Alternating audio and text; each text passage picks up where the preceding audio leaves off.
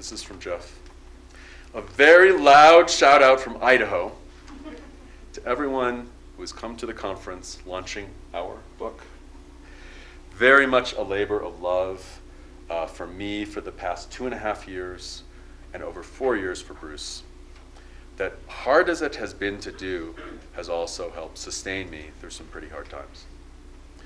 From the first day I heard Bruce talk about turning English into a wisdom-centered field of teaching, I knew we had to do this project together, and I'm glad something evidently spoke to each one of you as well, to draw you to travel from across the US and Canada to be here. It pains me not to be there in gorgeous Estes Park this weekend, but I know you already understand that I simply couldn't leave my wife, Peggy Jo, in these critical times for her health. As you will soon find out, the work of this conference is not going to be confined to the conference time. Bruce, Christy, John, and I are committed to supporting you in your work and to building a community that can sustain us all and spread the love and wisdom you will experience and share this weekend. To that end, when I'm able, I will gladly participate in telephone and Skype conferences with whoever among you can attend that times will mutually arrange. So you'll get to get those of you who don't know Jeff need to hear that, get that charisma. And if it all goes with the book as we and many others hope it will, maybe we can meet again in person in much larger numbers in a coming year. I know you're in the incredibly capable hands of an all-star cast. One of my greatest regrets is not being able to meet each and every one of you, but I'm sure I will hear lots and lots about lots of you, and you know I'm there in spirit. My thoughts are with you, as I know yours are with me. Cheers to you all, Jeff. I thought the best way to start the conference would be to read the first part of the book, which is a story. The book is about the power story, so let's start with the story. Jeff has a wide repertoire of favorite teaching stories. One of the great rewards of his teaching career has been the stories he's collected and the rich human experiences and connections they reveal. Here's a story that tells a lot. A few years ago, he was back in his old hometown, Beaver Dam, Wisconsin. I know you need to know how quaint that is. You couldn't tell it in the book. Where he had taught middle school for many years. He pulled into a gas station to fill up, and lo and behold, the attendant was his former 7th grade English student, Dan Fite, now the proud co-owner of the station. Dan had always been a big kid, but now he seemed to be a strapping 7 feet tall, swathed in a brown canvas jacket with a flannel hunting cap on his head. He immediately recognized Jeff and gave him a very exuberant hello and an enthusiastic handshake. He and Jeff exchanged pleasantries as he began to fill Jeff's fuel tank. Then Dad said, "I'd like to tell you, you might have been my favorite teacher. I loved your class." On hearing this, Jeff was stunned into an awkward silence. Then he said, "Dan, my memory is that you hated my class. You hardly did any work. You were always goofing off. I'm surprised you passed." Well, Dan laughed uproariously to the point that he nearly unhooked the gas nozzle. Yeah, he admitted that's true. He continued to laugh, and then he said, "But you never gave up on me. You just never gave up. And you kept being nice to me. That's what I remember. I've thought about that, like you saw some possibility in me. And even though I hated reading, you were so revved and jazzed by it that I thought there must be something to reading too. And I guess there was, because I'm reading more now." After a pause, he put in the coda. "Maybe you weren't my favorite teacher then, but you are now." That encounter left Jeff feeling elated but confused. He was buoyed by a sense that he had somehow succeeded in teaching Dan, something he never would have guessed before this encounter. Yet he was fairly certain that Dan was not passionately consuming Moby Dick at night. So what constituted that success? What was it that Jeff had accomplished in regard to Dan? What do we teach students peripherally through our modeling and our interactions with them? And what do they learn from this? And what exactly had Dan accomplished? What had he achieved over time that overcame in his mind his total lack of traditional achievement in class? Well, any ideas? What happened? Persistent kindness. Yeah. Eagles? Also talked about how jazzed up, I believe his phrase was. Uh-huh. And seeing somebody who loves something, who's passionate about it, who puts their all into it on a daily basis, and a kid goes home and doesn't have anything like that, he remembers that. That infectious energy stays with you, even if you don't respond again. The two work together. That's what Jeff was doing. Yeah. What Jeff does now is, although he's a university professor, the heart of his work is writing project work, and he actually teaches classes as well as mentoring students in the teachers in the writing project. And a lot of what's in the book is the stories of these teachers and their real work, and how what we're doing in this book is really just trying to explain and get something of a comprehensive theory for what real teachers are already doing and just not getting credit for, just can't speak it in public. So I want to read you another passage where Jeff is describing the work of these teachers, and then I'm actually going to have you talk to one another in small groups about your work in the classroom. Jeff looks at his group and thinks, how alive they all are. Though he's tired, he's feeling more alive for being with them, and he thinks how their students must feel the same way. Whenever Jeff works with these teachers, whenever he hears them converse about teaching, whenever he sees them interact with students, and whenever he teaches with them or watches them teach, he senses that what they are doing is very much filled with love. This is true, albeit that this is true in different ways for each of these teachers. Love for their subject, surely, and love of literature and of learning. There is also love for individual students as specific human beings, as well as for the groups they work with, in the sense that these teachers greatly enjoy the kids and their interactions with them. There's sometimes anger, but it is a hopeful and justified anger, at a healing spear, at how kids are silenced or deprived of opportunities, or don't understand their own worth and potential. There's also something being pursued that goes well beyond content. There is something present that we would have to call passion. The teachers are alive and pulsing with it, even if they're tired or have a hard day or a bad lesson, or if they're doubting themselves somewhat. But there's something else too, something that could be called joy, that animates their teaching and every interaction with the material with individual students or the group. There's an implicit and sometimes an explicit cultivation of joy. There's a sense of the world's challenges, but a positive perspective that something can and must be done, that everything we are working on together is directly related to improving our lives, the lives of others, and the world. Finally, there is a pushing and a probing for something deep, something that a cognitive scientist might call understanding, but we are inclined to call wisdom. Understanding includes justifying one's knowledge and ways of doing things, typically according to disciplinary standards. Wisdom supersedes this by adding a layer of passion and care, compassion, and ethical consideration. These teachers have a deep sense of mission and higher calling, and every day they make the same call to their students. There is no other subject matter, I don't think anyone would disagree, where what actually happens in the classroom is so different from what you would guess from the name of the subject. So this is our first chapter is called of the section What is English, which is the topic tonight, is a brief history of a nebulous subject.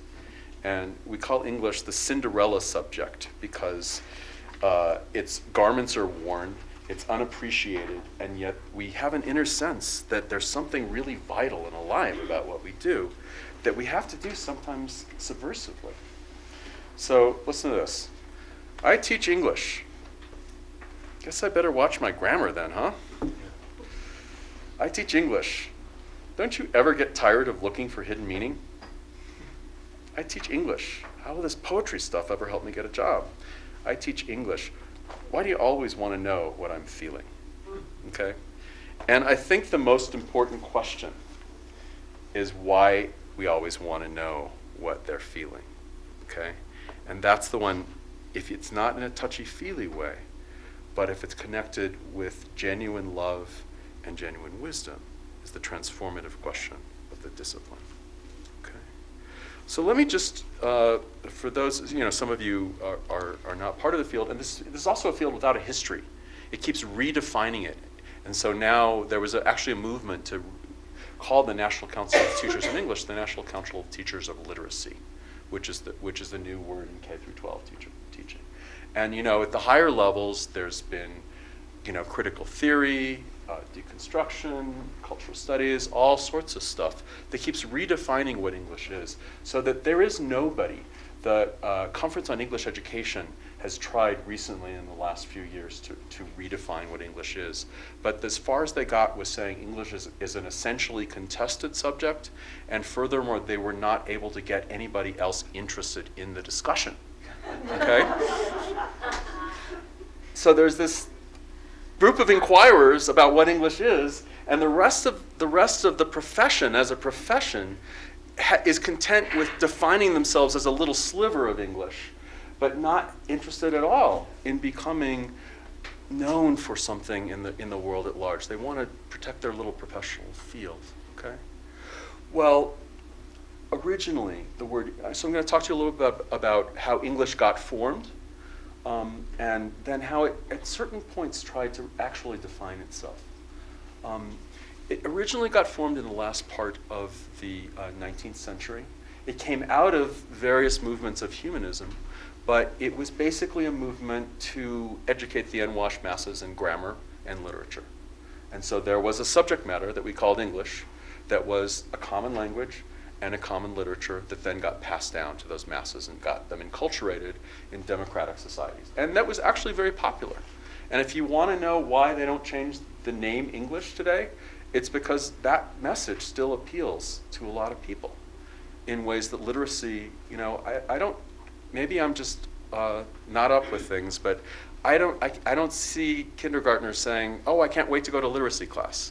Maybe it's because we haven't explained what literacy is, but Kindergartners say, I want to read that book. yeah, I want to read that book. I want the story, okay? Well, then along comes the 1960s. This is the decade of English teachers, right? It's the touchy-feely time, right? And actually the profession, there's a major movement to define the profession as personal growth. And that there's a conference in Dartmouth that really changed the way the leaders in the profession thought. And it was focused around Piagetian psychology and sort of an idea of free fashioning of meaning by individual people. Okay. And yet, this did not fly with the general public. It sort of captured the profession, but it didn't fly with the public, and there were attacks on it. If you want to see a tragic account of an attack, James Moffat wrote a book called Storm in the Mountains, which was in some ways the beginning of the culture wars. It did not come from the university. The beginning of the culture wars came from parents in West Virginia who did not want a curriculum for personal growth. And I'll just give you that title. Well, so then along comes, to control this movement for personal growth, the Reagan administration comes out with A Nation at Risk in 1983, which was really the beginning of the standards movement. The first words are, history is not kind to idlers. And we've been dealing with idling issues like personal growth and social justice when we should be putting every single child's nose to the grindstone. 1983 is the origin of what a lot of us have had to deal with. But another good thing that happened is in 1977, against this, not trying to catch the wave, but against this, you got, at least in the United States, the largest conference, and a conference that really was very much kind of the spirit of this conference, where people really got to know one another and talked openly about what they did in their classrooms and what worked and what could become of the profession. This was called the English Coalition Conference. Okay? And it was very much against the sort of standards that have come down the pipeline. The slogan became democracy through language. Okay? So what they did was it was a sort of political strategy. We say in the book that if you can't justify personal growth, you can say that we are going to learn to acknowledge and appreciate our diversity through what happens in the language classroom. Okay? And that, to some extent, is still, in other words, it went on a totally different bent. Okay? what we propose in the book is that democracy and personal growth are actually inherently related. And you can't really understand either one of them without the other.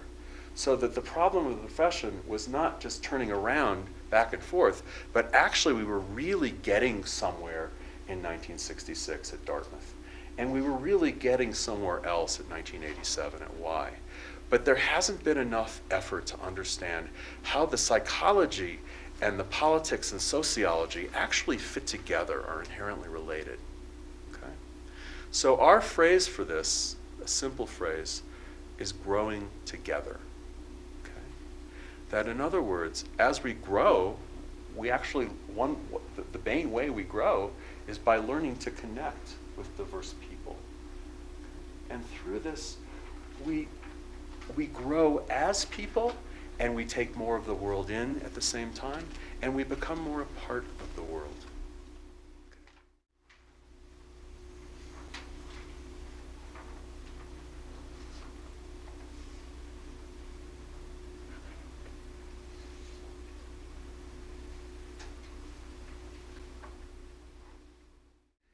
And we are all natural poets.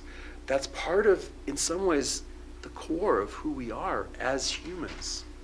Okay. And maybe I'll just go on from there for a little bit to connect what, and just remind Kristen said about the human element. Because our book is not just like a rhetoric to inspire teachers. It actually uses some biology. And if you look 50,000 years ago, the human species suddenly changed and developed. It's the first evidence that there is of art and religion both. The first evidence comes around the same time. Has anyone seen The Cave of Forgotten Dreams by, well, it's this phenomenal film in which this German director, Werner Herzog, this crazy German director, actually goes into a cave that's the oldest cave that we know, and it has these prehistoric drawings of the animals. And at one point in this film, he says, we call ourselves Homo sapiens sapiens, like the people who know it all.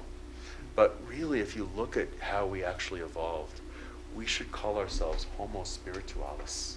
That is the species whose nature is to connect to everything. As Varda was reading, an image came to my mind from it just popped into my mind, that it is a tree of life to them that hold fast to it. It's an old Jewish prayer. Its ways are ways of happiness, and all its paths are peace. Okay. Well, you notice this theme of life in the book. There's how alive they all are. You know, there's something that goes on when humans connect with one another that happened to all of you for whom this activity worked. And this is an activity that's designed to help this connection happen in an elemental way, without the interference of the other thing, of human beings, the knowers. Okay? And what we posit in our book is that this is actually something, this is a transaction. It's also what we call a mimeme. You know, mimesis is the Greek word for imitation or for artfulness. Okay? And there's a term that biologists and cultural theorists use called a meme.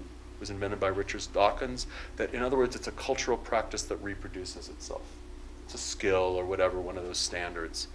But what we actually believe is that in some ways the most important skill, the most human skill that introduces that human element to us is this miming, the ability to take the gift of life, which a poem is in some elemental way, and to make more life out of it, to make a tree of life out of it. Okay? And I think you could feel the branches of the tree as you heard those other poems. Okay?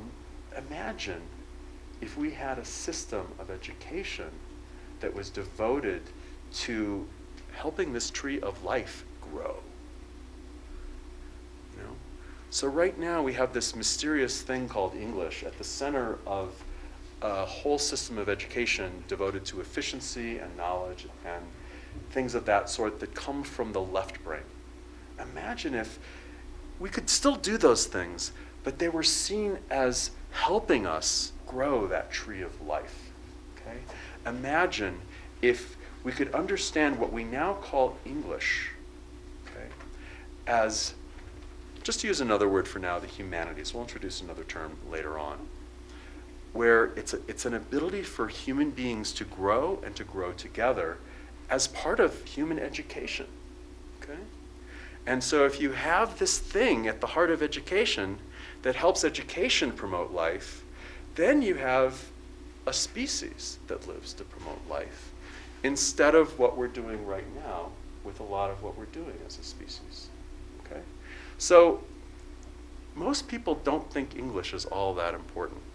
I assume that all of you know at least one student that thinks that English is not that important. And our schools don't treat this part of English as important. But what we hope is that this way of understanding what we call the power of softness, that is, that when we open ourselves, we're able to sprout and grow. Okay? Okay. Let me tell you a little bit about my teaching. I was trained as a teacher of English teachers. That's what I really want to do with my life. But when I graduated, I realized I needed to teach something else. I needed to teach philosophy. I've always seen myself as a lover of wisdom.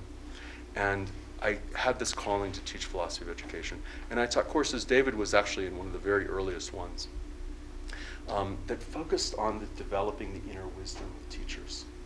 Okay. And we did this through a pivotal activity. I'll lead a workshop on this on Sunday if we decide to do that. The pivotal activity of this class was something I got from Rachel Kessler. The name Parker Palmer has come up very often.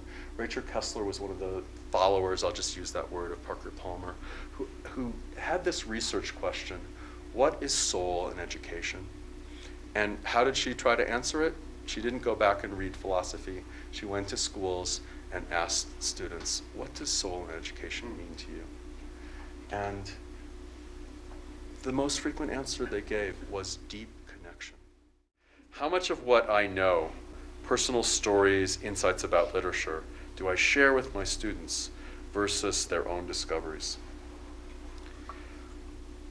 How as a society do we truly value student experience and humanity in schools, in the structural system?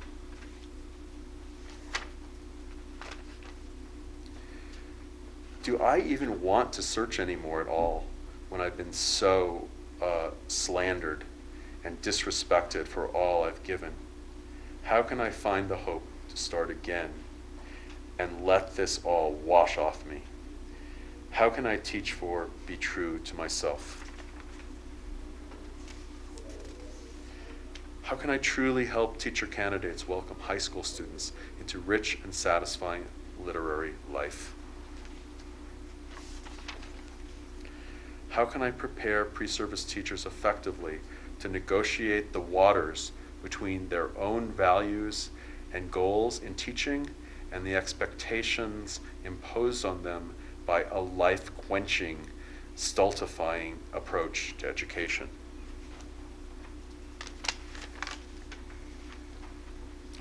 How do I move the thinking that something in testing is not the answer?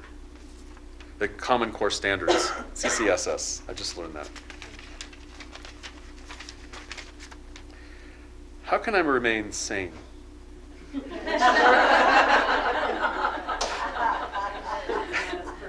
When there's so much insanity in education today.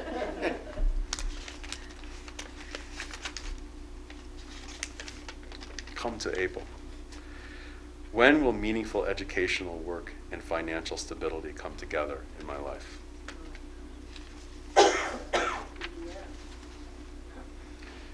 How do I get students to stop something for asking, stop apologizing for asking questions? How do I get students to stop apologizing for asking questions? Who am I to presume to know what anyone needs to learn? I don't even know what I need to learn today.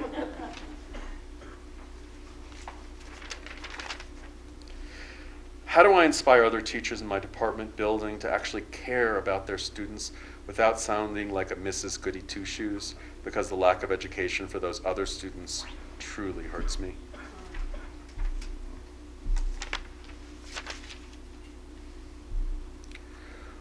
Will my students, will my colleagues ever really listen so they can hear each other?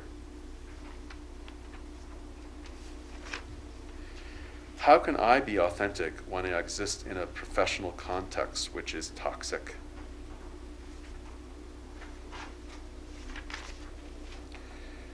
How do I reconcile what I hope is the central purpose of teaching and learning for children who live in a world that often leaves them breathless and exhausted?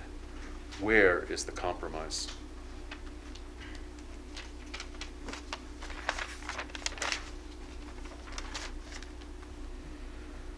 How can I learn to be a better listener and respond with warmth to my students' needs?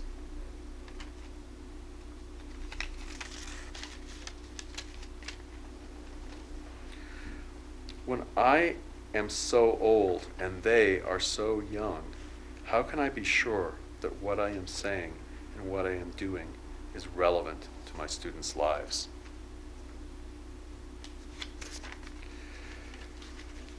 Why do my graduate students in teacher education resist looking at themselves as teachers? How can I best reach them?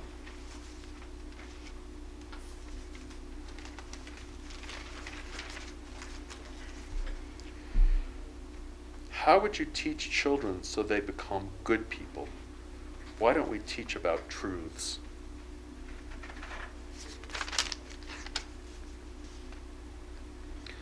How can I be more real in my teaching so that students are more real in their learning? How can I challenge and push students to strive and reach beyond their current abilities, which while also keeping classroom space for whatever they have to contribute? Can rigor and security coexist? How? How can I focus my teaching and learning life to be as effective as possible? With whom and where? How do I engage students so they not only ask, but then long to find the answer to their questions?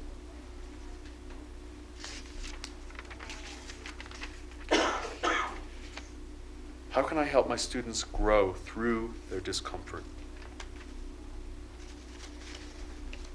How can I more courageously trust my soul to be my guide in creating a classroom of courageous lovers of souls?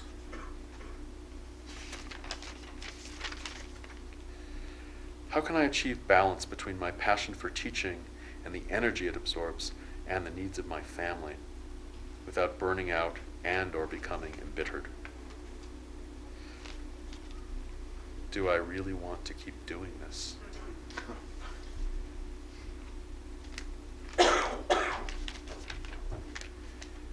Am I really doing a disservice to my kids by focusing so much time and effort on reading, both for cultural background and enjoyment, but at the cost of needed work on writing and other skills? Why do so many bigots and racists become teachers for children of color?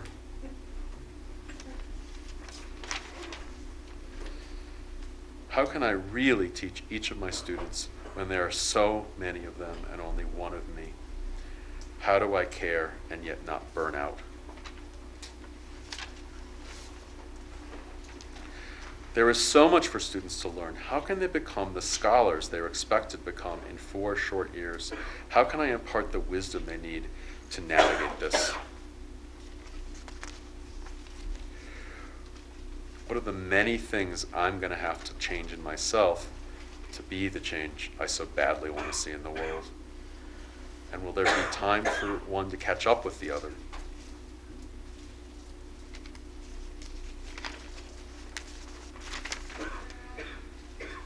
Can I live a life of integrity in the culture of academia?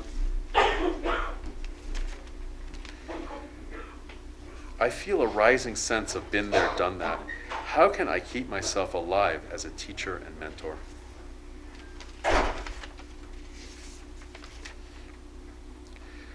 How can I stress the importance of the spirituality I so often feel when I myself feel so compelled to doubt? And finally, what values should I live by? What are the highest? What are the highest?